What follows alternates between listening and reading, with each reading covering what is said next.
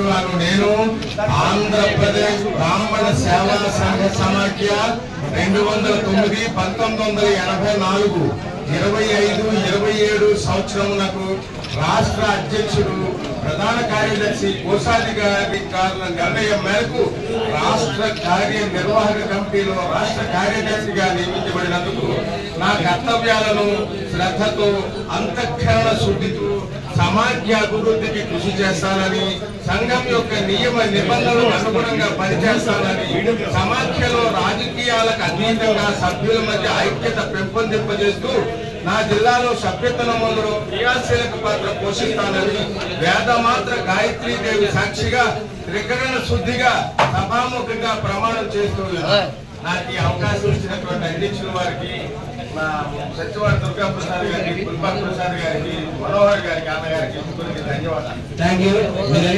తీసుకోండి. రాష్ట్ర అధికార రాష్ట్ర అధికార ప్రతినిధి పెద్దలు వాటర్ వేణుగోపాల్ గారిని ప్రమాణ స్వీకారం చేయవలసిందిగా కోరుతున్నాం.